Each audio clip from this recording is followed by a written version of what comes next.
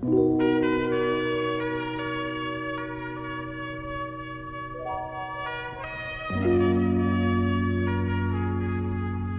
you ever felt?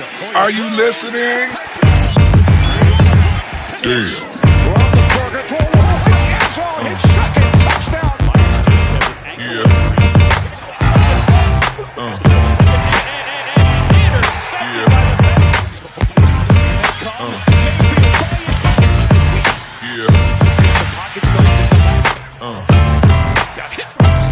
And the ball is loose.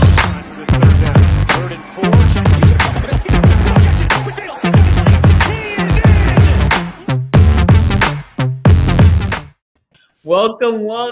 Welcome to another edition of the AFC North Talk here with Ace Tony Quincy. Tony came back, He was upset about the schedule. He went out. His sister got married, took that sabbatical there for a week. But he's back. I know a lot of concerns. I saw the comments. I saw the live chat. Concerned Tony's alive. He's here. Still, the season hasn't started for him to be depressed yet. So let's give Tony a break here.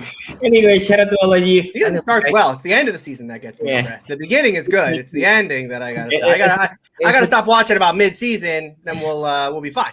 It's with that arm. But anyway, guys, make sure you follow us on AFC North Talk on Twitter. Why are we doing quarterbacks first? You guys voted for it. Right now we have a poll.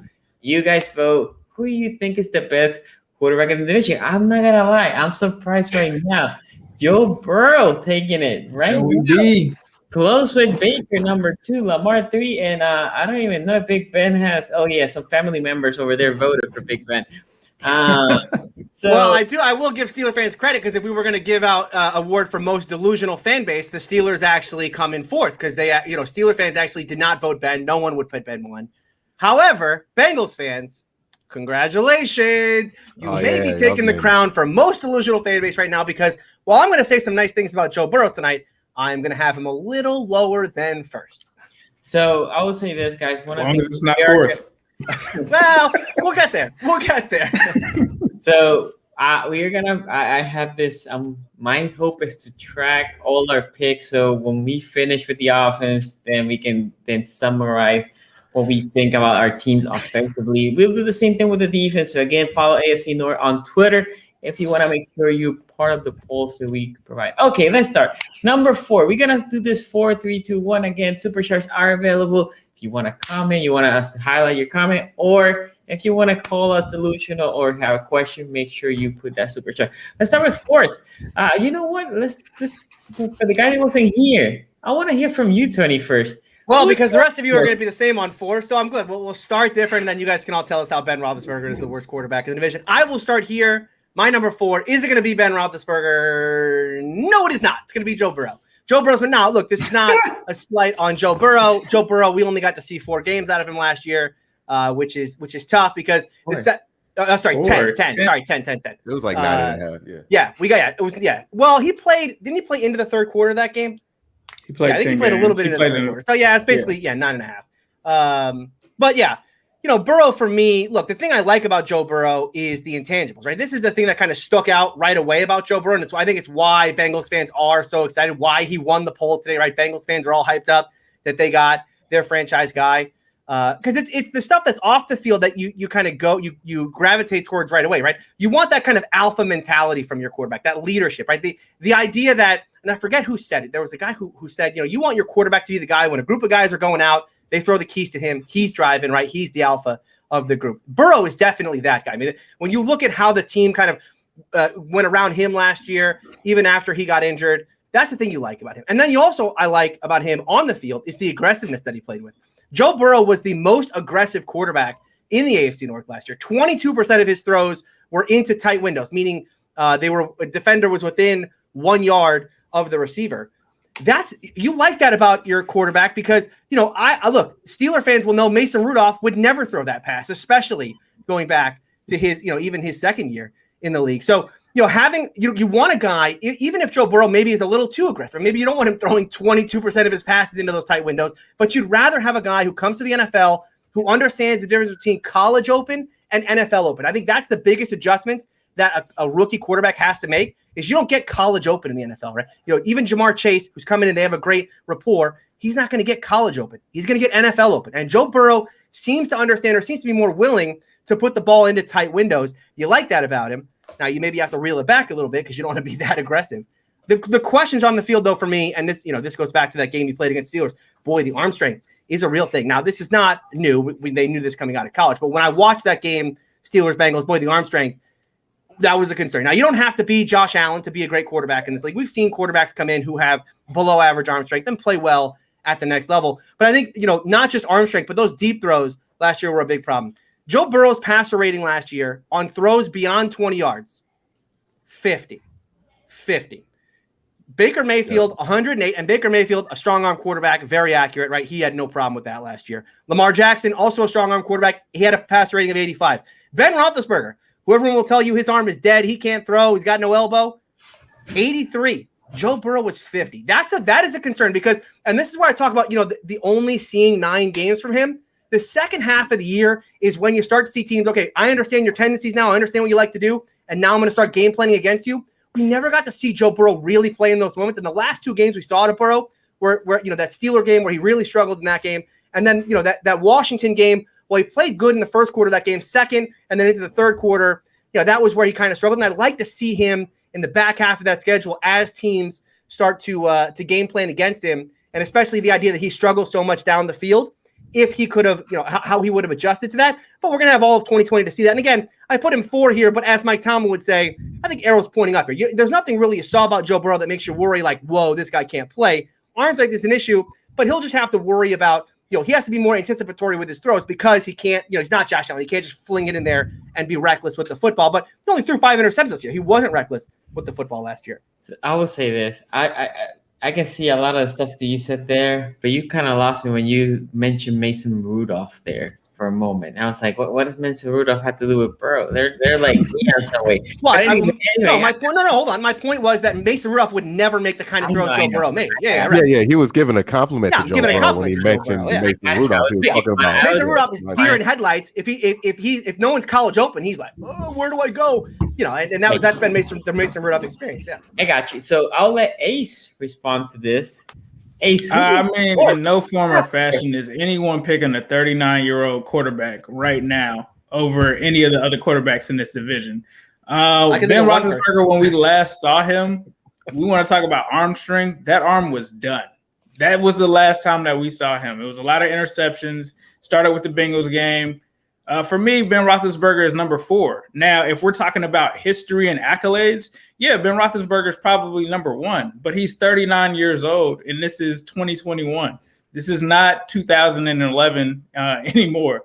So when we talk about skills, arm strength, all of that, to me, it's obvious that Ben is on his way out. I think it's pretty obvious that he's the 4th guy. I don't even need to really make a case for it. For me, it's Ben. You? I think this is actually a closer argument than a lot of people are giving it credit for it. And again, this is not another take that is going to land me in the good graces with Bengals fans. This whole summer has just had me in the bad graps of Bengals fans. And I'm sorry, I don't mean to do this. I don't come out here to do this. But Tony does bring up some good points there. Everybody talks about Ben's arm being shot. And at some points, it did look shot, but what I saw there from Ben was more like decision fatigue and just some terrible decisions he made with the football. The arm strength, even in the last half of the playoff game against the Browns, it really didn't look that bad. And also, we're going to glorify and make fun of those last 6 games of the season because they were horrible from Big Ben. But also, let's not forget the first 10 games of the year. We were talking about Ben being better than he's been since 2014.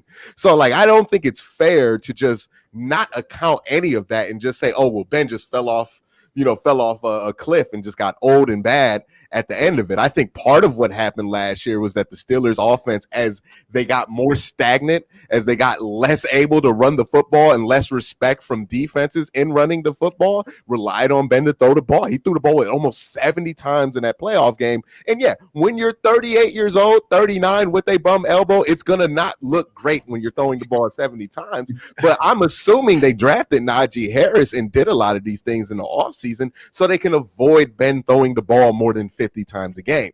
Now, the question is, if Ben's throwing the ball under 40 times a game, Are you more likely to see the dude at the beginning of the season than at the end of the season? If your answer is yes to that, and I do think the answer is yes, and I know this is crazy. I'm out here not going with not going against Steelers fans here. Pass the head over? Nah. We never doing that. But I think you own a shirt though. You know. I left that one back before I moved. But you know, I think if you could keep Ben's attempts under 40, right? If you can just give him a little bit of support in the run game, I think he has 1 year left of being able to produce, not at a top. I mean, look, being the 4th quarterback ranked on this list is not that big of a demerit because I think all of the quarterbacks are going to be pretty good this year.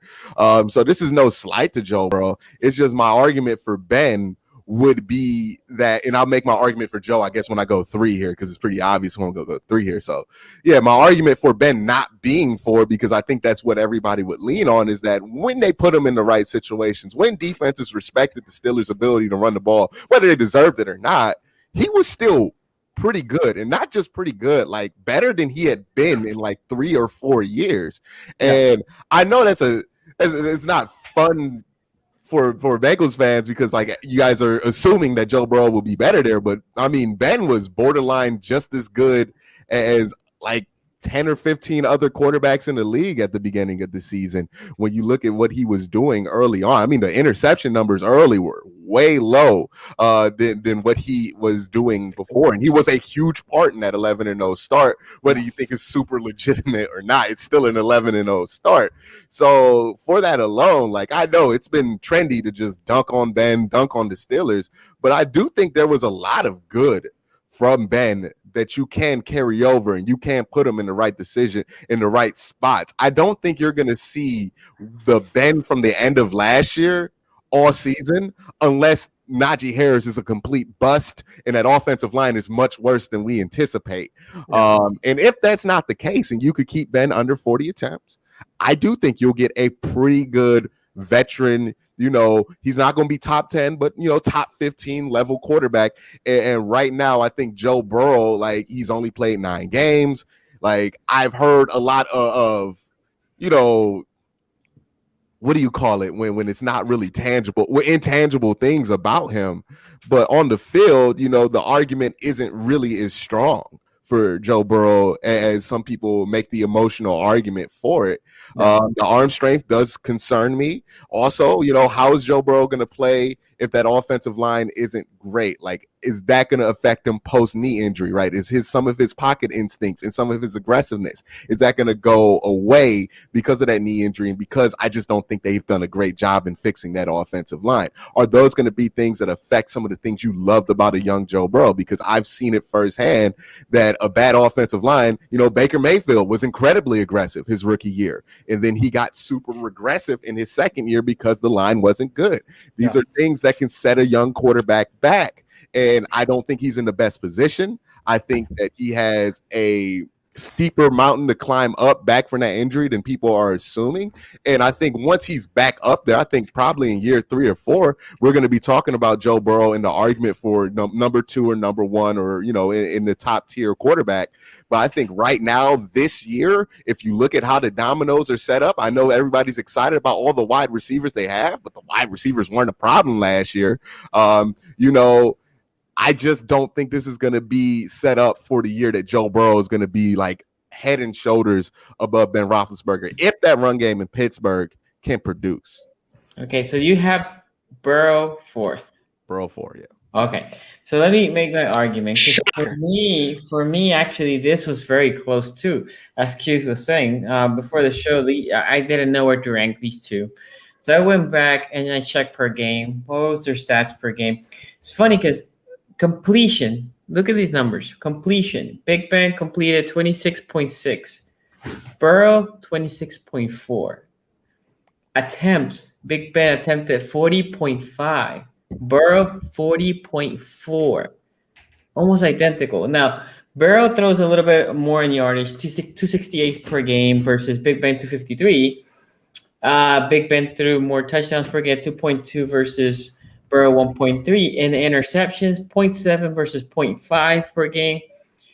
The big number, which is, and it is the troubling number where I'm struggling where to rank these two. Burrow gets sacked 3.2 sacks per game versus Big Ben about a sack, just a shade under a sack, 0.9. Yeah.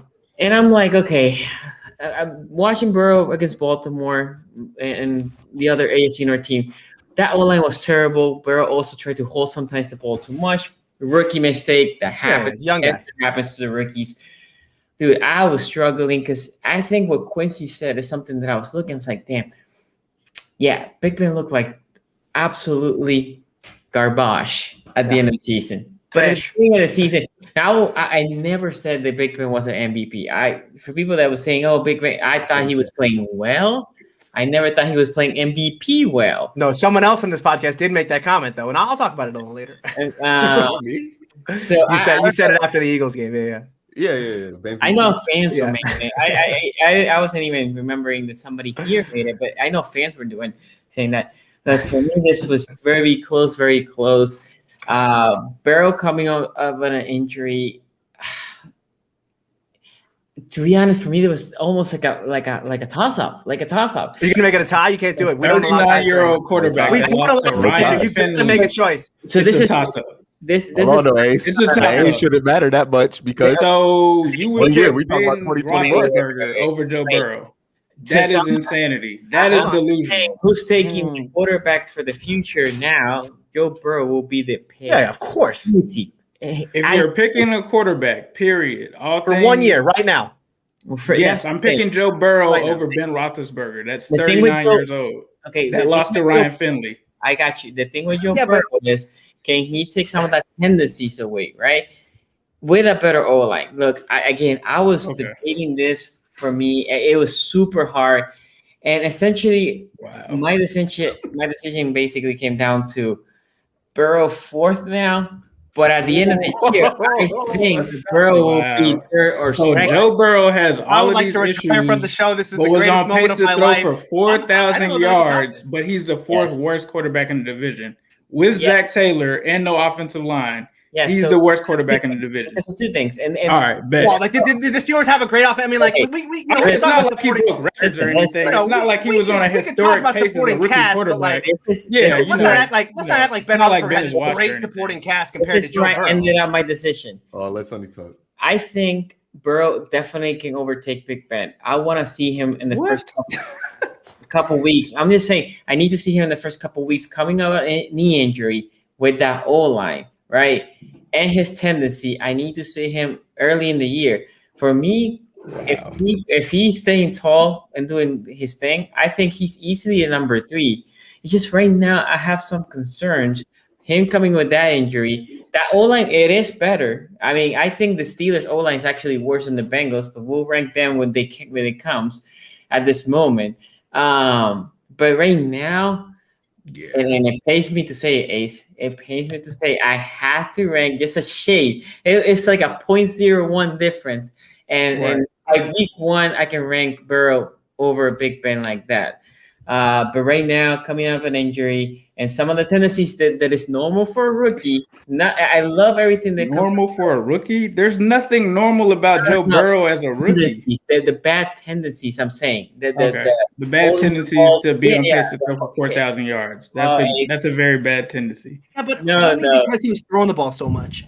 It wasn't like his yards per attempt were with like the best no line all and he was doing was a young coach. He doesn't have Mike Tomlin. Like you guys have a legendary football coach. Yeah, Randy Fichtner was a great offensive coordinator. Mike Tomlin has won a Super Bowl before. Like he's never played. Like what has Zach Taylor done? Wait, hold on. Is the argument that Ben Roethlisberger played so well last year because of Mike Tomlin? He has had Mike Tomlin his entire career. Right. He's a veteran quarterback. He's in a way better situation than Joe Burrow. Yeah, he's better than Burrow right now. But now, I think we're all in agreement that he's not better than Burrow. 3 years from now, Joe Burrow will be clearly better. But right now, we have 9 games of Joe Burrow. We have 16 games of Ben. Ben was terrible for 5 and great for 11. He was horrible at the end of the season. There's nothing to make you feel like How do you know Joe Burrow wouldn't have had a was. bad second half of the season is really the argument, right? Because if Ben got hurt after week 10, I don't think we're having a conversation about who's number.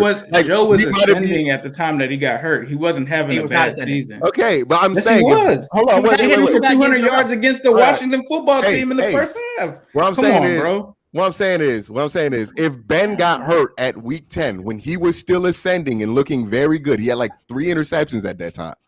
Would we be making this argument? I think a lot of what this talk has been is just focusing on like 6 games. And I don't think that's fair if we're going to focus on Joe Burrow's 9 games and the potential of that. You also have to focus the 10 games. Okay, you focus on the 10 games. He had 2 bad ones against Baltimore and in Pittsburgh, right? He's a rookie quarterback. Ben was put in a position to throw 70 times at 39. Of course he got overexposed. That's what I'm saying. Okay. That's 70 times. Again, I went back. They essentially were attempting the same and they were completing the same, which is very impressive for. Well, but at the end of the year, the argument is the end of the year. I agree with the end of the year argument that you guys were presenting. Again, for me, this is just splitting hair. I think Burrow by the end of next year is definitely gonna be 3rd, maybe pushing 2. This is not I'm not saying, because right now, think about both Lamar and Baker will have a more difficult schedule. And if that O-line can be better, right? I think Joe Burrow. We're not talking about the other factors. We're talking about the quarterback. We're not talking about your offensive line, your defense, your coaching staff. If you were to pick right now and you were the New York Jets, you're not picking Ben Roethlisberger over Joe Burrow. Like, for 1 year, not going to do that. You're not going to do that. For 1 year, you would. For 1 year, right now, you would. You would pick Ben Roethlisberger to the Jets. Because I know what I can get out of him more than I know about Joe Burrow. Yeah. Obviously not for this career, but I will say this. I think it depends on the team. Like, if you're a team that you think you're set and you want a 1 year quarterback, that you probably go with Big Ben because he's proven. In the case of Joe Burrow, I think, again, by the end of the year, I think he will be better than Big Ben. This is just me. Again, for me, this was super hard. I went deep in the analytics. I went deep into just trying to see. And I think the reason I bring the O-line is because I think it's crazy that Burrow was getting the O-line helps his point. He was on pace. He had historic pace throughout the season that no rookie has ever done with a bad offensive line. Like, that builds my case. Well, the Steelers' offensive line was also bad. He has the worst situation, and he's still on pace with every quarterback in the division. At one point, he was outperforming people in the division, if we really want to talk about it. But, like, to say that, because his offensive line is bad, that makes Joe Burrow bad. He's not a bad quarterback. I don't think anybody's saying he's a bad quarterback, though. Yeah, I don't know. Like, putting him at 4 is not making him bad. Yeah. He's just happens to be saying he's bad. I'm just saying right now, if you're one team picking for 1 year, like, I know you believe in what Joe Burrow is going to do, and ultimately you might end up being right, and Joe Burrow might be the best quarterback in the division this year. But if we're picking right now for 1 season, right, you keep bringing up the age, but the age really ain't that much of a factor if we're just talking about 1 year, then I think there are people who would feel more comfortable going with Big Ben. Nobody in Cincinnati would pick Ben Roethlisberger over Joe Burrow right now. Nobody would. But there might be somebody in Green Bay. There might be another, like, somebody else who's not as close to the situation. And all I'm saying is there's a legitimate argument for it. And honestly, if you look at the numbers, like, I would rather, if I were a GM, just for 1 year and you're just trying to get a quarterback, I would rather get Ben than Joe Burrow, because I just don't know about Joe Burrow at this point.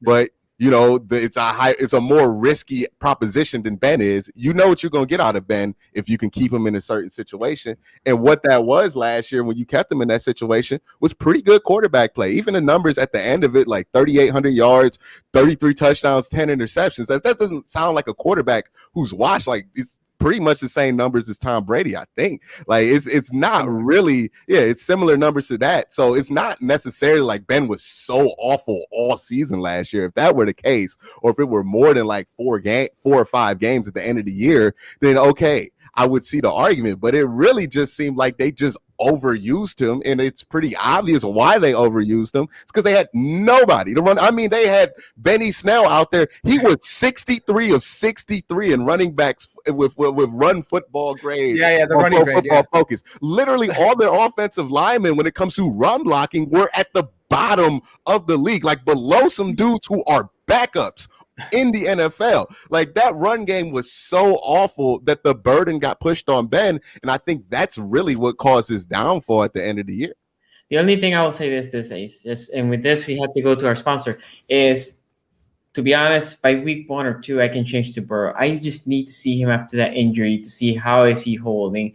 And I really believe, I mean, I love what Burrow brings, but right now, pains me to say, but I have to put it for. But Tony, talk to us about Manscaped, bro. Of course. Well, support for today's episode comes from Manscaped. Manscaped has the right tools to get the job done quickly, safely, and hygienically. Father's Day, just around the corner. You probably need a gift for a hairy dad. Make your dad proud this year and get him and yourself the Manscaped Lawnmower 4.0. Where is that? I got it right here. Of course, the new 4.0 just came out. Make sure you and also get the Ultra Smooth package. You know what they say, like father, like son. The brand new Lawnmower 4.0 and Ultra Smooth package is perfect for you and the dad in your life to complete your grooming game. Get 20% off and free shipping with the code AFC North Talk, all one word, AFC North Talk at manscaped.com. Manscaped is the only men's brand dedicated to below-the-waist grooming, and their brand new shaving tools just dropped in time for Father's Day. Of course, I'm talking about that Lawnmower 4.0, available in both the United States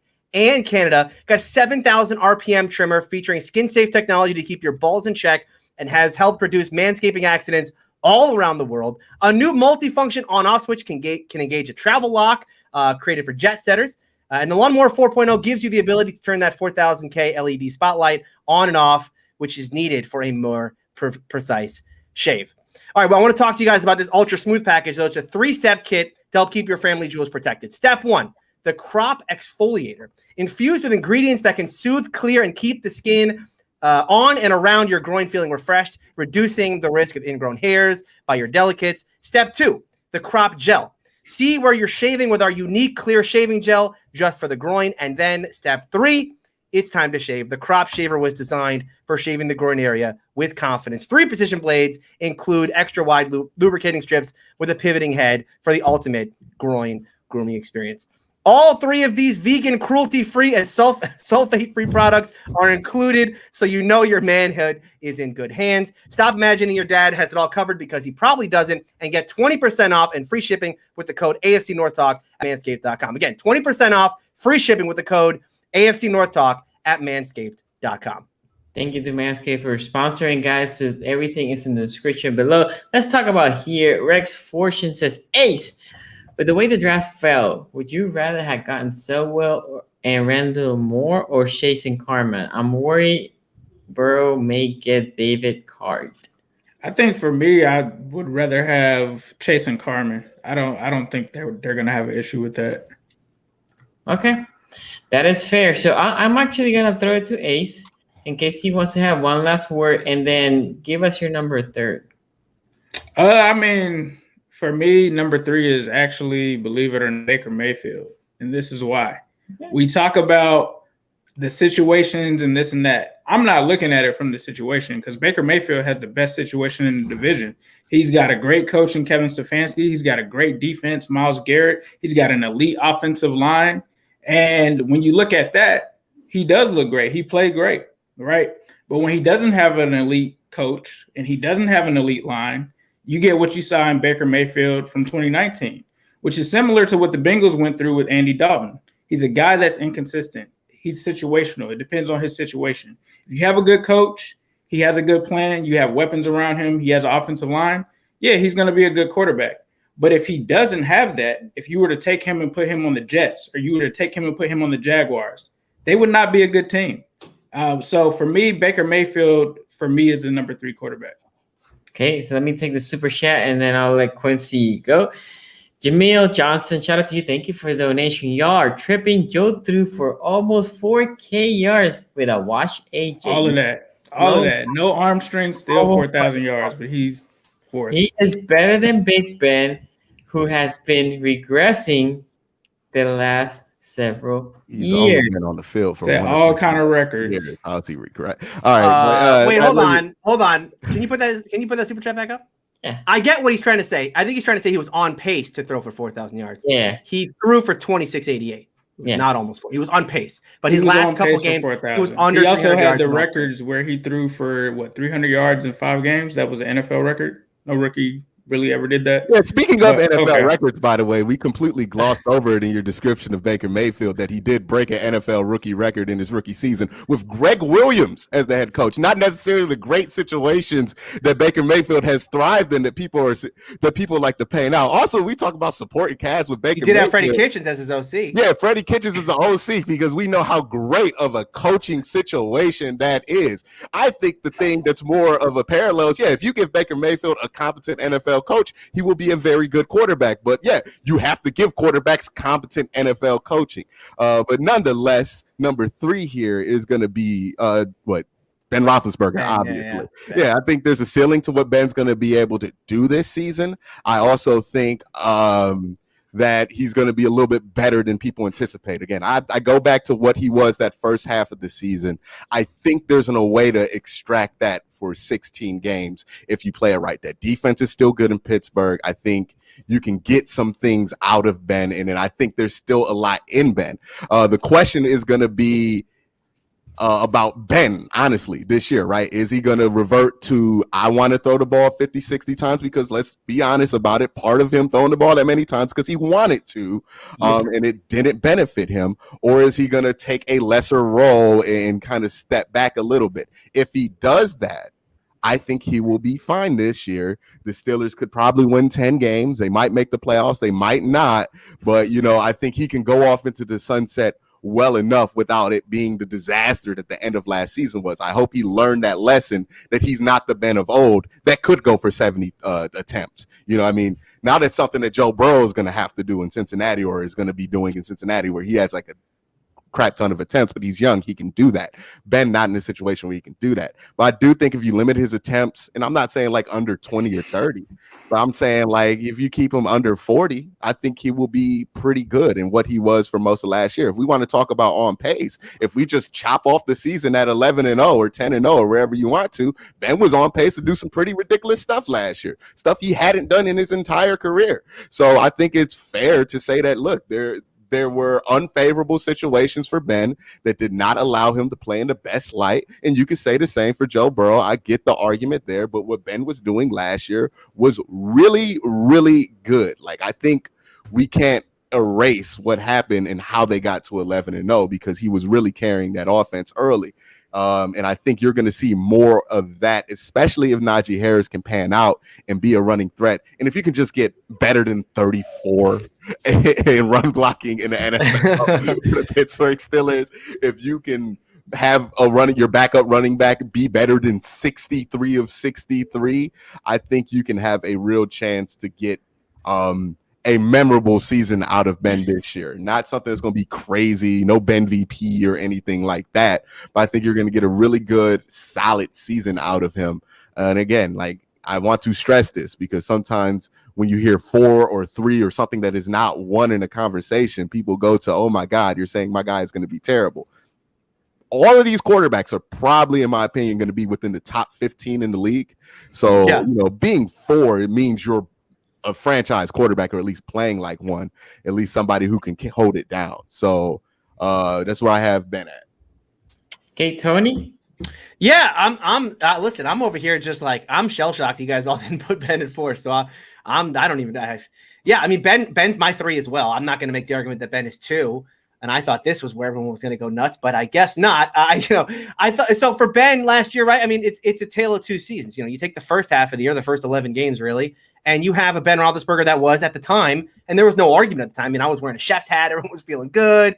Ben Roethlisberger was the best quarterback in the division, and there wasn't even a question about it. He was a top 10 quarterback in the league, statistically speaking. The offense was averaging 30 points a game. All is well in the world. In fact, there was that game. I think it was after the Eagles game, maybe, that Quincy said like he thought Ben was going to get MVP votes at the time. And look, Ben was playing really well. The problem is those were the first 11 games. Those next 5 are ones we would like to forget as Steeler fans, because that was the worst quarterback in this division. And there's not a question. He was absolutely the worst quarterback in the division. Now, again, apologists here going to make the argument it wasn't all on Ben Roethlisberger. Hey, if you have one of the worst offensive lines, no running game whatsoever, and one of the least creative play callers in the league, it's going to be tough for your 38-year-old quarterback to be the entirety of your offense. I think the question here, and Ace brought this up, right? Which is, look, he's 39 years old. So at some point, Father Time is going to strike. It happens to every quarterback. Is that happening to Ben? Two things I want to point out. One, Matthew Judon, Baltimore Ravens outside linebacker, went on the Going Deep podcast, the Barstool Sports podcast, earlier this offseason, and said this about, and when asked about Ben Roethlisberger and whether or not, it's old, it's over for him because he just can't play anymore. And the likes we've seen of like Phillip Rivers, Drew Brees. Matthew Judon said this, quote, he got the ball out quick, but when he needed to hit the deep ball, he hit the deep ball. It's not like Phillip Rivers where he couldn't throw over 35 yards. He could. He might look way better this year than he did last year. And Judon was referring to there the idea that now that he's played a full season on that elbow and he understands what he's capable of, he may be more comfortable this season. And if you think, well, Judon might just not want to be talking crap about other players, he was then asked about the future of the Steelers quarterback position, specifically Mason Rudolph, and Judon had this to say, we've all seen what Mason can do. He's a bum. So Judon was more than willing to throw some guys. And then the other one here is Juju Smith-Schuster, right? And Juju, again, took less money to play with Ben Roethlisberger, a guy who, people would have you believe is just, he's old and he can't play anymore, rather than play with Patrick Mahomes. I mean, Juju was putting money on the line to play with a 39-year-old quarterback.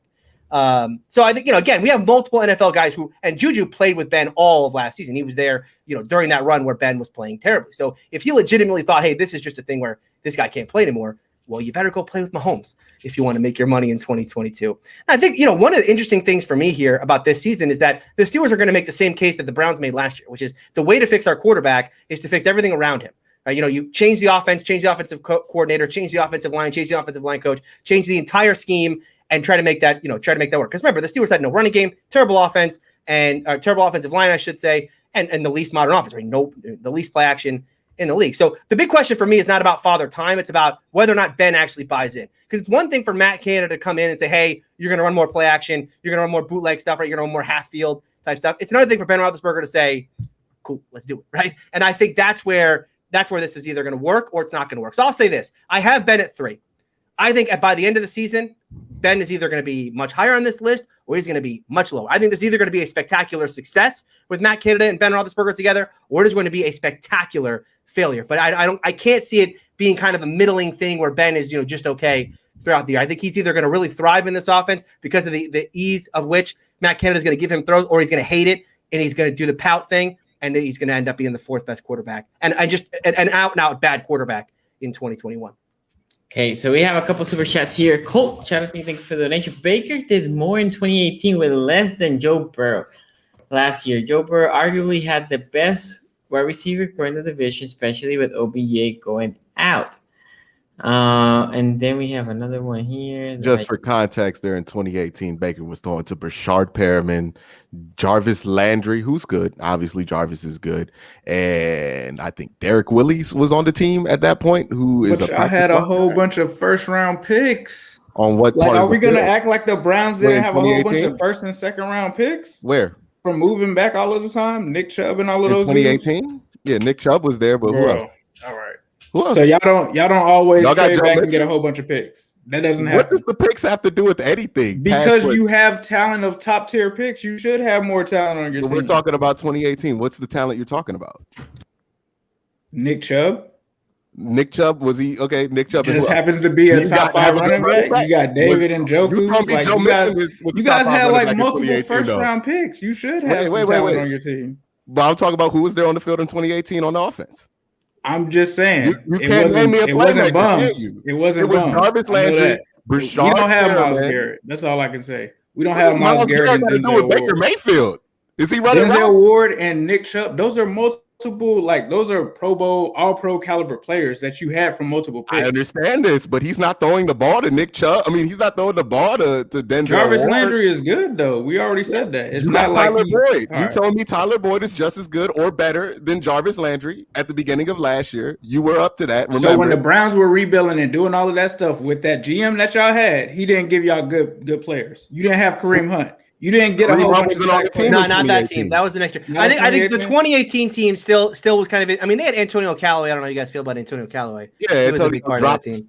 Yeah. I mean, he was fine, I guess. No, I mean, look, I think the 2018 team. It was. No, I wouldn't say it was like barren of talent It wasn't barren, but it wasn't like he was loaded and surrounded with like this narrative of Baker Mayfield having all this. He beat like when Odell went out, he was throwing to Donovan Peoples-Jones, Rashard Higgins, and Jarvis Landry, who was on. Higgins is underrated though. You'll admit Higgins is way underrated. Higgins is underrated, but it ain't like people were talking about Higgins before he was playing with Baker Mayfield. Like Higgins has been on the Browns for like 2 years before Baker. So all of this talk, he was throwing to Higgins too in 2018. But all of this talk about Baker having all of this supporting cast as if he has been throwing to like top 5 wide receivers every year of his career, it's actually been the opposite. People have been making the argument, and people still make the argument that he's been more productive with less talented wide receivers out there because he has been so productive with Donovan Peoples-Jones, a 6th-round pick. Rashard Higgins, who was a guy who got cut from the 0-16 Browns, who is now making it on the roster here because of his connection with Baker Mayfield. Like, these are things that he's doing that he gets no credit for. And that's true, but the Bengals had a washed-up AJ Green last year. Let's stop acting like he had Tyler Boyd and T. Higgins. Really that's 2 receivers. You had Nick Chubb. He didn't have Joe Mixon the whole season. Did you not rank the Bengals wide receiver room ahead of the Browns last year?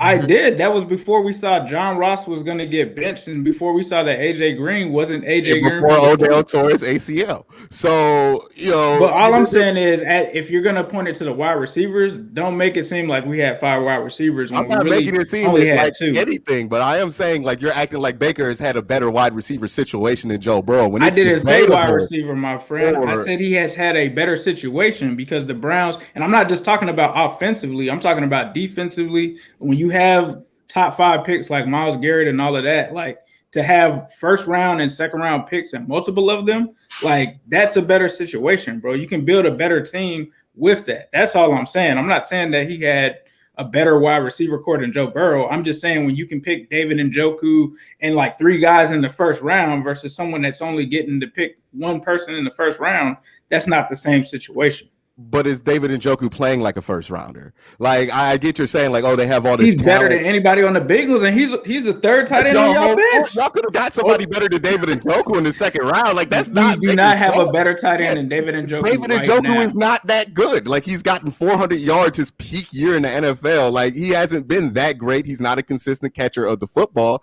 Nobody here would take him in the 1st round. I would. We would take him right now. We would take him right now.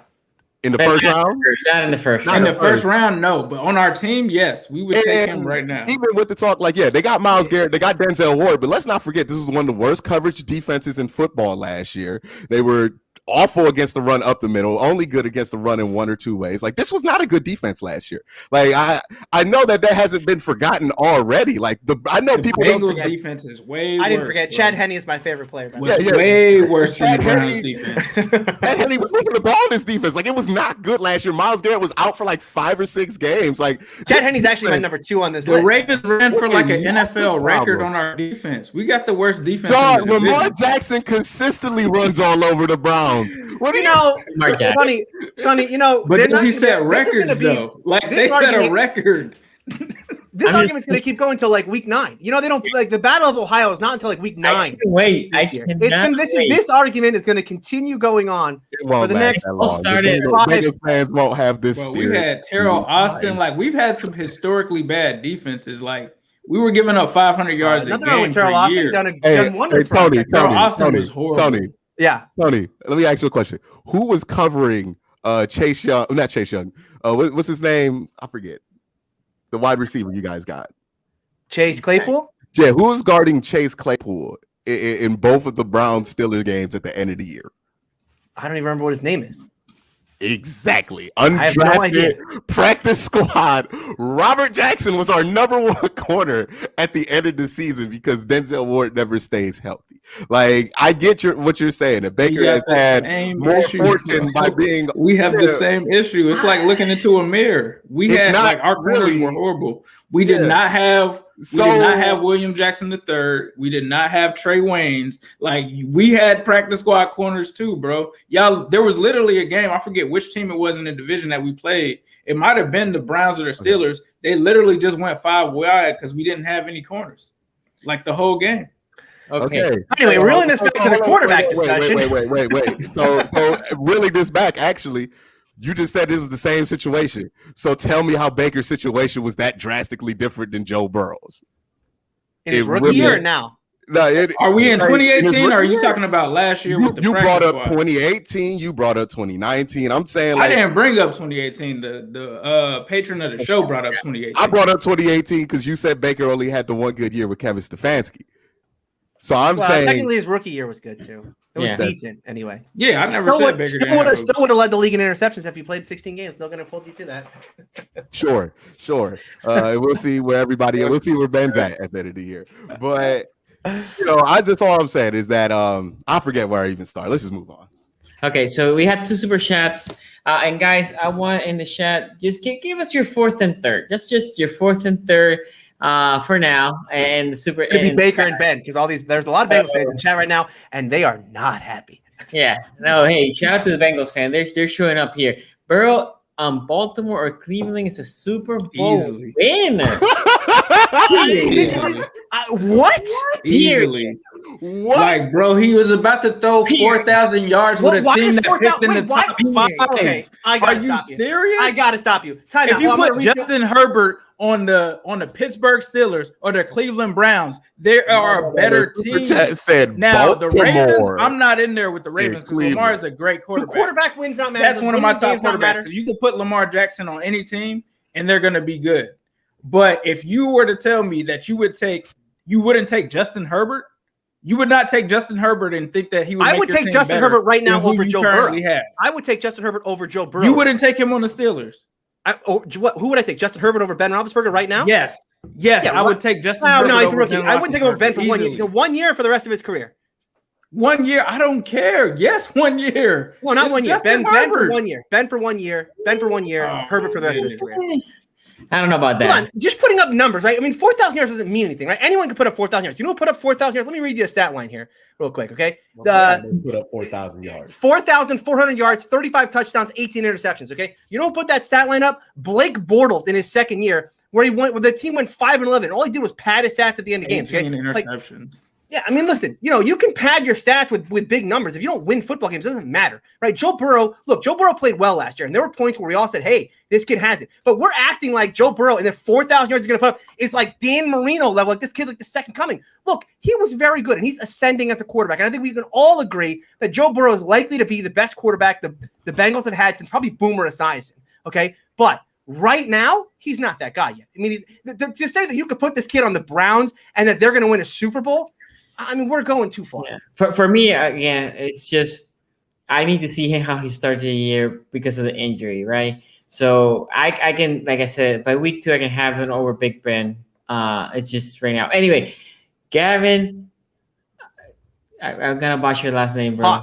Hawk. Okay, thank you, Twin. Thank you for saving me there. My Hispanic, I was like, I don't even know how. Okay, if I need to win a game tomorrow, Baker is my 4th choice. Thank you for those Canadian 549. That's bait. I'm not even taking it. That's bait. Come on. I don't understand the Baker. I mean, I guess I understand the Baker hit because he was really bad his second year. Are we at 2 yet? Yeah, we had 2. We're gonna go to 2 now. Wait. No, I didn't say my 3rd, but just to speed it up, Big Ben. Yeah, Big Ben. I mean, and like I said earlier, it was very close. It was the thinnest of margin to put him at 4th and 3rd for Burrow. But anyway, 2. I'm gonna go with you, Ace. Who's your number 2? For me, it's Joe Burrow. I think, to me, given the way that he's ascending, what's going to happen next season, it's going to be Joe Burrow. I mean, the guy is special to do what he did with the team that he had. And everybody talks about the record, but they don't talk about the Bengals being in nearly, except for Baltimore, all of those games. Like, there was a point where Joe Burrow could have won 7 to 8 games last season. And doing that with no preseason, not being there for COVID and all of that, like, that was pretty impressive. And so, especially with this coaching staff that was not very good at all, obviously an offensive line that was bad. The offensive line and the offensive line coach were bad, and Jim Turner and this and that. But, I mean, you give Joey Burrow what this team has this season, and I think that we're going to be very competitive and that he's coming for the throne. He doesn't have the throne yet, but he is going to come for the throne. And you can eye roll and all of that, but at the end of the day, when we first jumped on here and did this same thing last year, all of y'all were shook and scared about Joe Burrow. And once he gets an offensive line, and once he gets a actual team and a good coaching staff and great play calls and stuff behind him, he's going to be just fine. And we talk about the knee injury. I'm not worried about that. Ask Deshaun Watson about that knee injury and how it affected him in terms of him bouncing back. And I mean, the guy was out there at OTAs today. I don't think it's really an issue about his knee in terms of is he ready or does he have the mental fortitude. This is Joe Burrow. This is the guy that won the championship at LSU. And this is a guy that is going to be known for the next decade in this division. So if you're not ready to face the facts now, you can holler at me when we're going to be on top with Joe Burrow at number 1 in the next 5 seasons. Yeah, I mean, it's a bit of a straw man though, because again, Ace, I don't think anyone on this show is saying that Joe Burrow is not or will not be a good quarterback. The question is he better than the quarterbacks that we've already named, right? Specifically, Ben Roethlisberger and Baker Mayfield. And I just, again, I think we all acknowledge that Joe Burrow, what he did his rookie year was not bad, and he's ascending. No, I mean, I'm not saying that. Joe Burrow was ascending though. Like, so when you guys said he was descending, it was like you weren't paying attention to the Bengals. If you said that he was descending on that part, that's when he started to take off. Like the Titans game and all of that was when he started to take off. Yeah, I don't think he was descending. That wasn't me. I would be more like, I cannot also say, well, the next 5 games would have been as good because as teams get more tape, and again, rookies have bad tendencies that they cannot correct usually in the season. So I cannot just say that. That's all I'm going to say.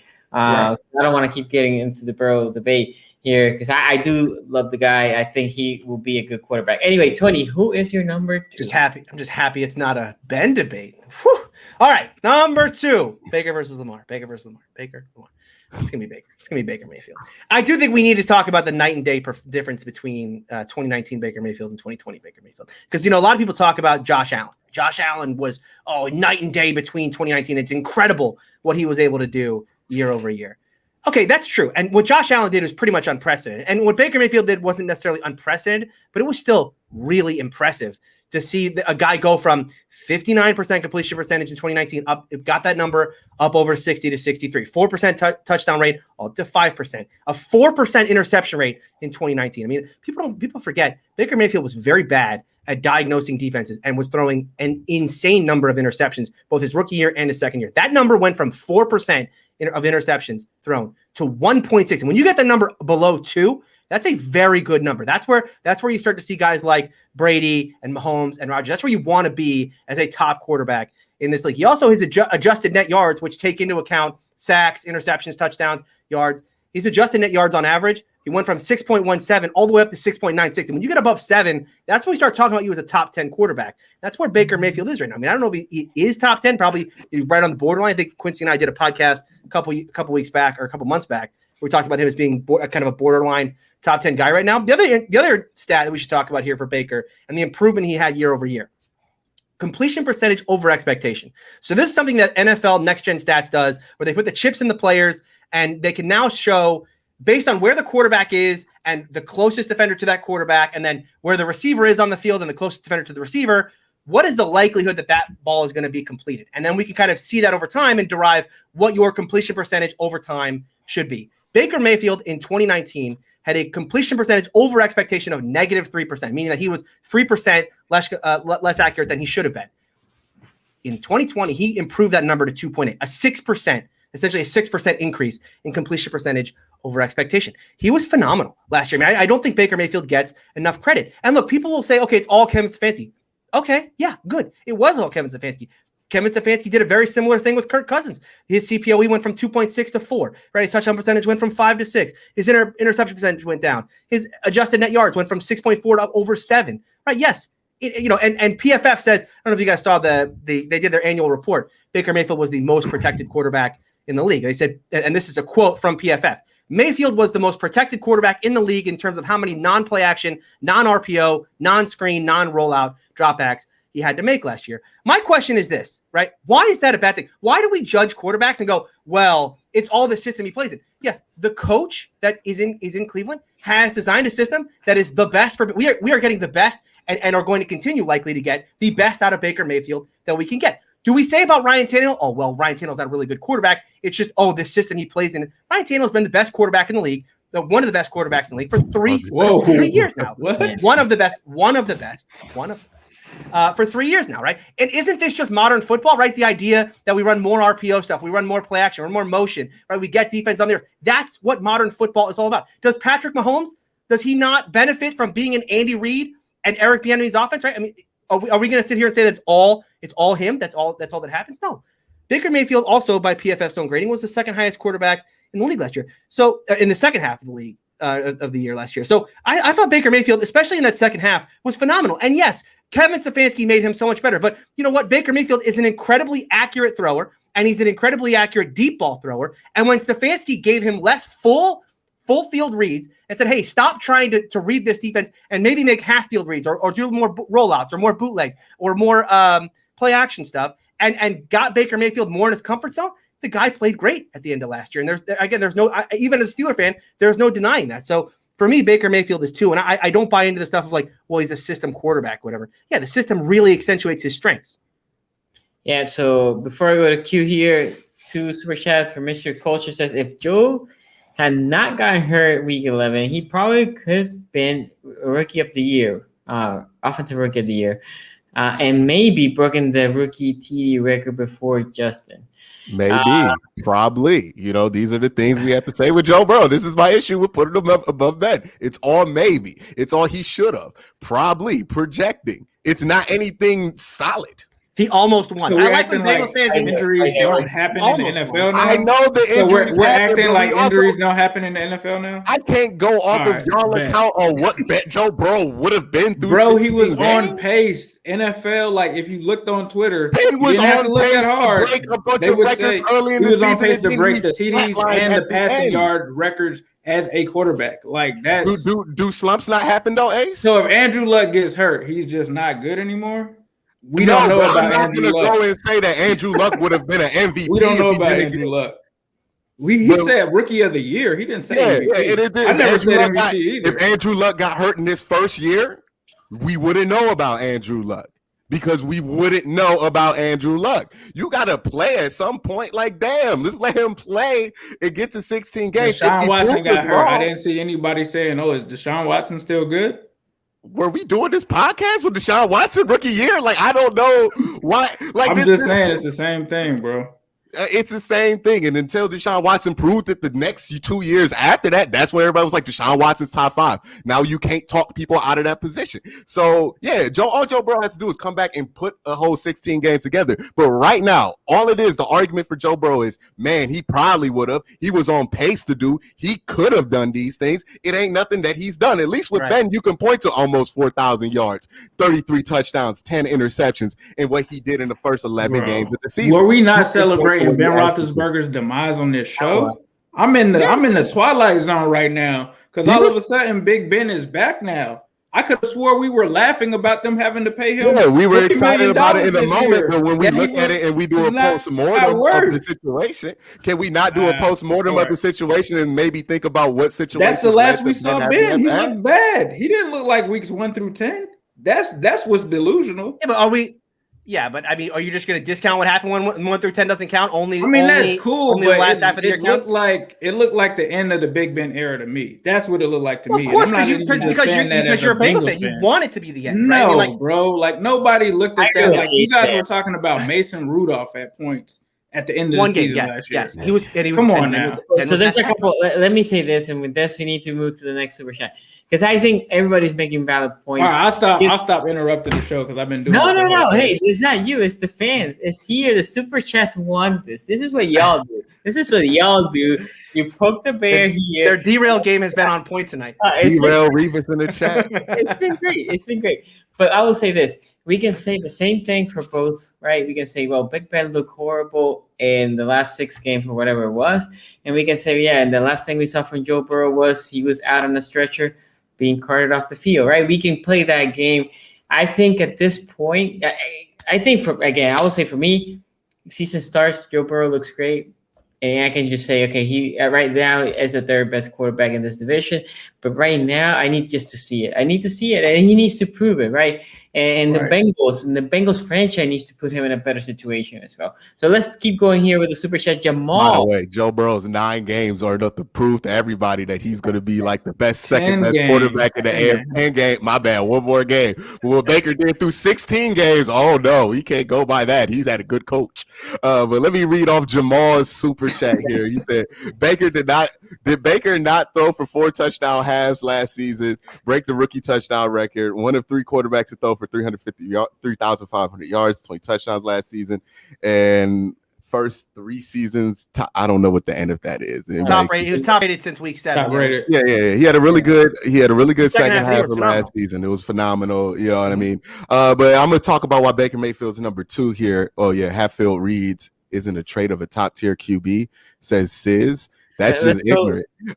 Because first of all, hold on, wait. Let me get back to Sis real quick because my bad. Yeah, I don't think you're aware of not most quarterbacks in the NFL don't do full field reads. I promise you, Lamar doesn't. I promise you that Joe Burrow doesn't. It's nobody's out there reading the full field. That's not how the quarterback position works. You go there, you see where the defense is at, you see what coverages you think they are in, and then you take out 2 routes or 3 routes that you think that aren't going to be open in that, and you focus on the other routes that you think are. That's how quarterbacking works. So half field reads, full field reads, they're all traits of top-tier quarterbacks. I promise you, Tom Brady isn't looking at all 5 wide receivers every time he steps back. He's canceling out guys before he even starts his drop. Pre-snap reads, yeah, right. Yeah, it's part of the game there. And then Ace will put Burrow ahead of Tannehill. I honestly do believe he would. Bro, are we acting like Ryan Tannehill didn't get cast away from the Miami Dolphins? Wait, you really would put Joe Burrow That's like above the Ryan Andy Tannehill? Dalton situation, bro. I told you. I think he would. That's the Andy Dalton situation. Hey, it's prototypical Andy Dalton. Andy Dalton has had great seasons too, but it's when he has talent surrounded by him. And we had to learn that the hard way. We had to go into playoff games with Andy Dalton and watch him throw for 150 yards while somebody like Pat Mahomes or Lamar Jackson is lighting up the scoreboard. It feels good now until you're on the other end and your quarterback's only throwing for 200 yards and you're like, wow. Wait. Right now, for one season, would you rather have Ryan Tannehill or Joe Burrow? I'm taking Joe Burrow. Okay. What? With Jamar Chase? With T. Higgins and all of these weapons? You don't think Ryan Joe Burrow.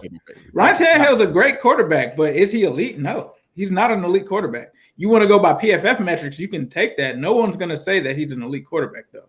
If you listen to anybody, they're not going to be like, Ryan Tannehill is an elite quarterback. Ryan Tannehill's winning MVP. That's not going to happen.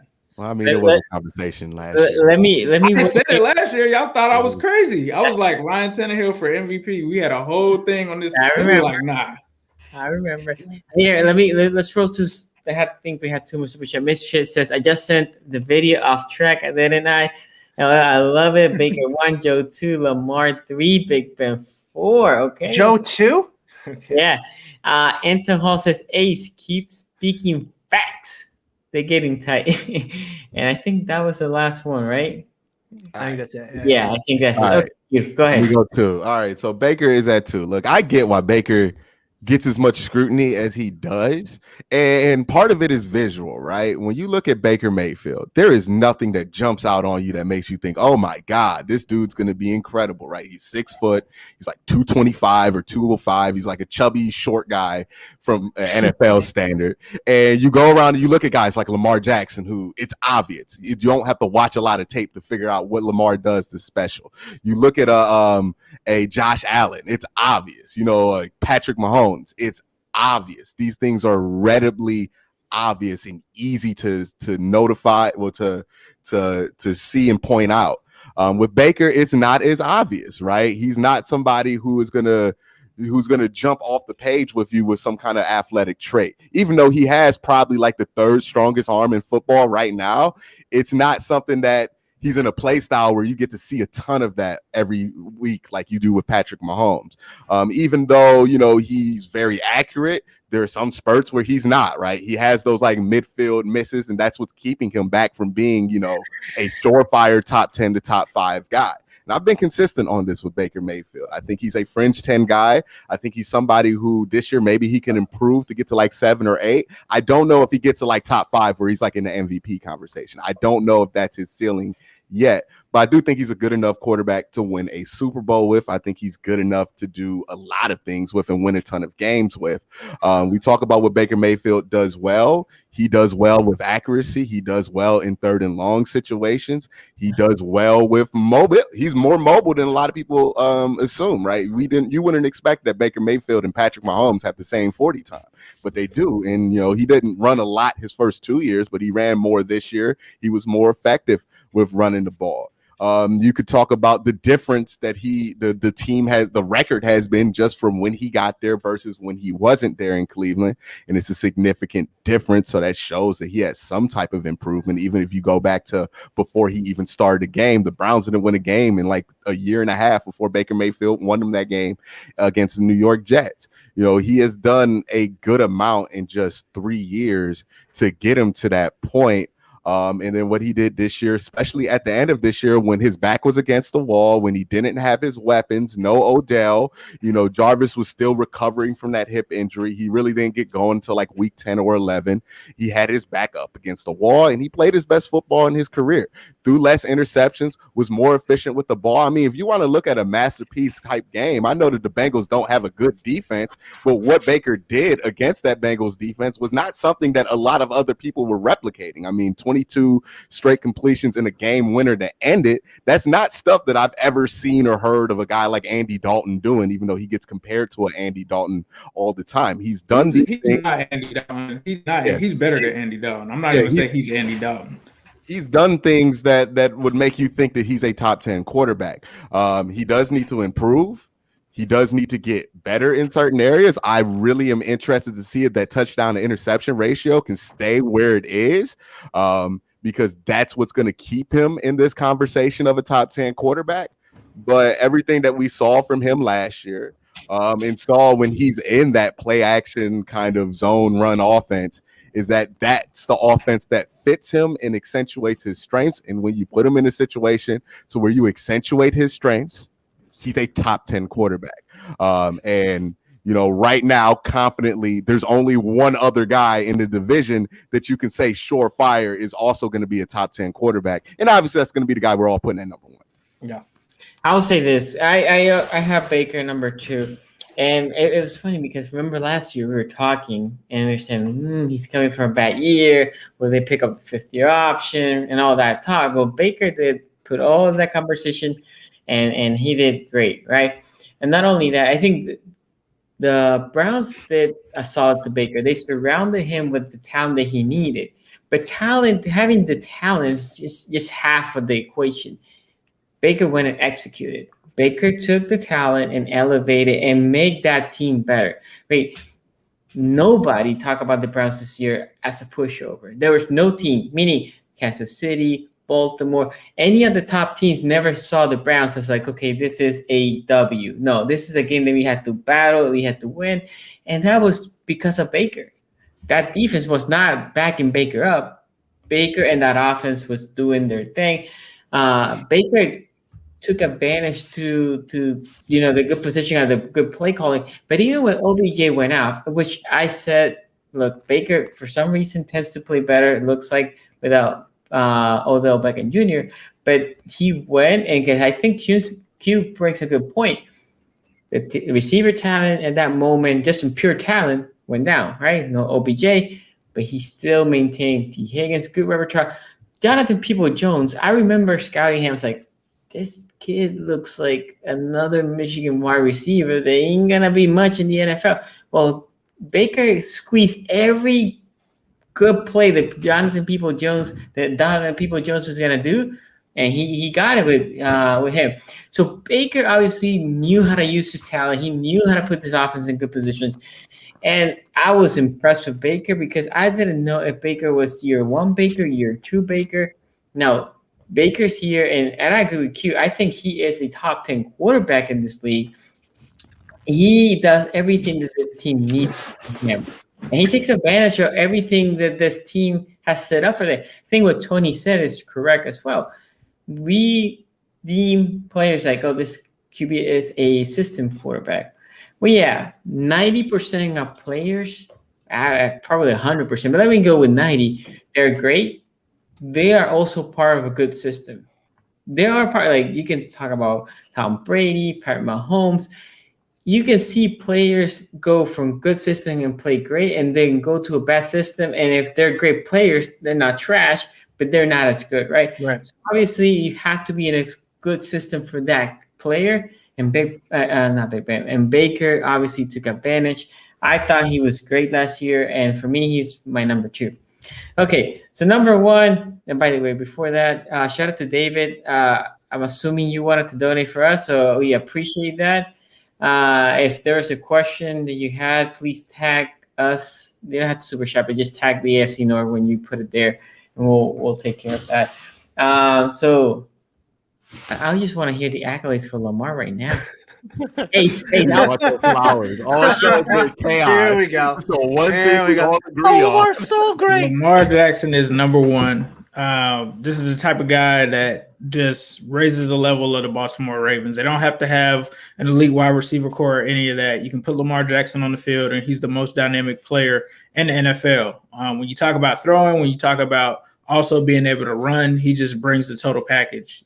You could run out there with probably a whole bunch of garbage receivers, and people are still going to have issues with him and stopping that run. And the ad lib on the play is just amazing. There's no one better in the NFL at doing that. And Lamar Jackson can change a whole play at the drop of a dime. And because of that, he's super hard to stop. Obviously, he's pretty much ran through the Bengals since he got into this league, and he's that X factor that you have to have. So I think that he had what some people might say a down season, and it still was a pretty solid season for Lamar Jackson last year.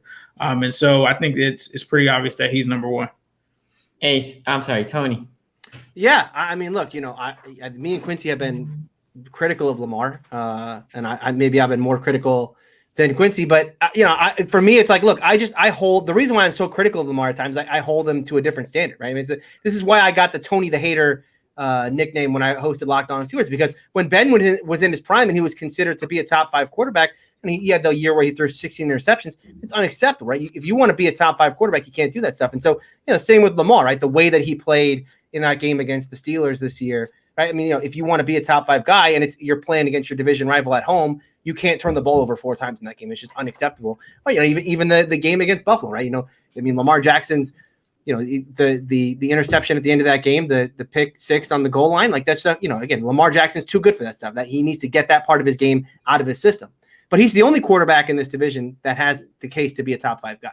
I mean, this is a guy, who like Ace said, even in a down year, he was very good to great this year, especially down the stretch when this team was, 1 game away from missing the playoffs. And that team didn't miss a beat down the stretch. Lamar didn't miss a beat. Now, I do want to, we always hear this stuff in chat, like, Lamar's a running back, Lamar's a running back. Yeah, I have to laugh about it now because, I mean, it's a joke. It's a self-own of anyone who says it in chat, okay? Lamar Jackson is a running back. Lamar Jackson, if he were running back, he is, first of all, Lamar Jackson is the best runner. In Russian like 2 years in a row. Yeah, Lamar Jackson is the best runner in the league, okay? So when you say Lamar, he's the best. He's the best one. With the ball in his hands, there's no player more dangerous right now in the National Football League than Lamar Jackson. Oh, and by the way, he just happens to be like an average thrower of the football. So you put those 2 things together, okay, and you get the most dangerous player, a player who, when you have to game plan for Lamar, everything you know about defense goes out the window, and you got to re-game plan everything for Lamar Jackson. Okay, stop. Lamar Jackson's a running back. Lamar Jackson is the best one in the league. And by the way, he can throw the football as well. And that's what makes him so hard to defend. That's why he's, we've talked about this before. This guy is going to be a perennial 10, 11, 12 win a year guy. The questions for Lamar Jackson are not about his regular season play. The questions are, can he get over the hump in the playoffs? Because he does have the problem of once he gets to the playoffs and people, defenses can take away that run and they put it all in his arm. He has problems there. And we'll see if having better wide receiver play this year helps out. But that's the only question right now about Lamar Jackson's game.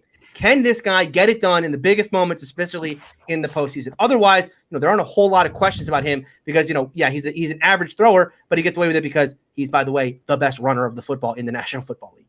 Let me get here some super chat real quick. David, I'm assuming because you did the same thing. You donated, and then there was a question.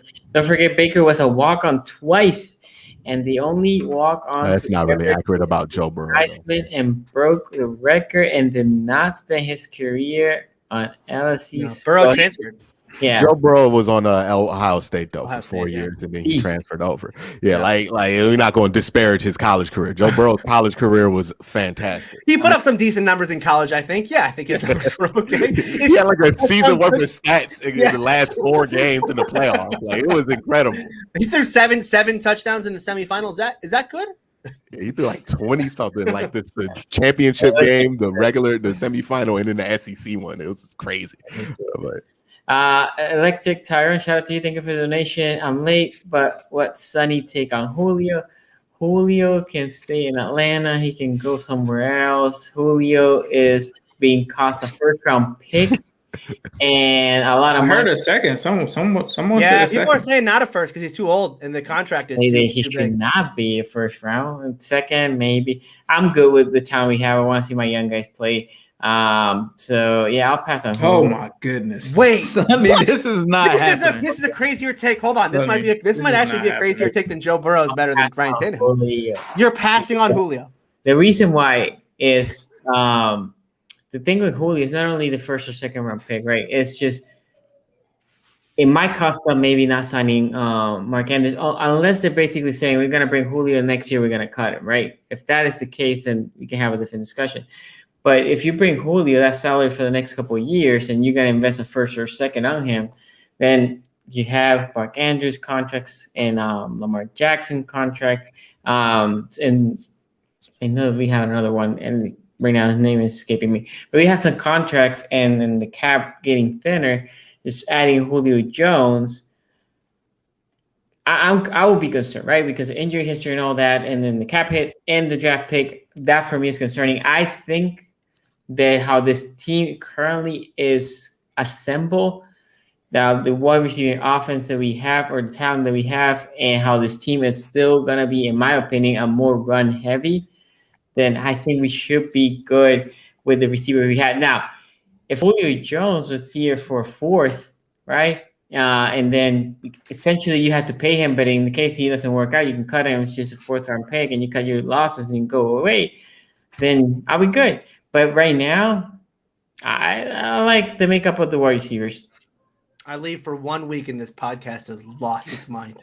That's what Ace is saying. To be fair to Sonny, it has to be exhausting to be a Raven fan and hear about all these wide receivers that are available because they literally get excited about every single DJ Shark, but Allen Julio. Robinson. I know. Oh, here we go. At this point, Julio. no, yeah. I would get Julio Jones in a heartbeat if I were the Baltimore Ravens. Yeah, of course. It probably Easily. that kind of dude, but like. I'm gonna put out the list on Twitter one day of all the wide receivers in the last 3 years that the Ravens fans are like, "Oh, we gonna get them." It's like the Boston Celtics when they talk about we gonna get this star and Anthony Day, and they'll never get nobody, and they end up with Kemba Walker. Like this is the life that the Ravens have been living when it comes to these wide receivers. So I wouldn't blame them if every time they heard a wide receiver, they just like, "Oh God, no, not again." Like, Yeah. So here, 2 super chats, and then Q, I'm gonna with you. Lamar so cold, but wide receivers pass. I'm playing with him. And then don't remind me of that Burrow fan. Sad Oklahoma Sooners sound start playing. Okay, so Q. Yeah. Lamar is obviously one here. Look, he's the one player here. We talk about what Baker Mayfield can do. We talk about what Joe Burrow can do. We talk about what Ben Roethlisberger can do. But ultimately, if you're a good enough defense and a good enough defensive coordinator, there are ways to kind of mitigate the things that they do. There's really no chess piece out there that's going to shut down Lamar Jackson. Like you might end up in a situation to where you just happen to put them in an advert, like you're up 2 touchdowns on them and they have to do things they don't want to do. But if the score is 0-0, there's nothing scheme wise you're doing to just shut down Lamar Jackson. You got to get like a score advantage or other things to do. And, if we talk about who you would want in one game of all 4 quarterbacks, I don't know how to answer wouldn't be Lamar because you don't got to worry about the wide receivers with Lamar. You don't got to worry about nothing else. You can just have Lamar do his thing. And whether he's a running back or not, he's the most dynamic football player on most fields he plays on. So it really doesn't matter, right? Like the running back argument is used against people who can't figure out how to stop him. So they just say it in frustration. He can run like really good. He's starting to get much better on throw on the run. Like the one issue that I have with him is like he's not the greatest pocket passer, but does it really matter as much? Like if he doesn't have to be in the pocket, like, you know, if Tom Brady's not the best throw on the run guy, but you just don't have him throw on the run. And, you know, all of a sudden you accentuate Tom Brady's strengths, right? So, you know, what Lamar can do and the level that he can do it at, it's at a level that's proven to be MVP level. It's at a level that has carried a team that, you know, we would think would be much better. I mean, not much better, but a team that, you know, at the start before Lamar was playing, when they had Joe Flacco still in there, was dropping games to like the 500 Browns. And you know what I mean? And I think they lost to the Bengals too that year.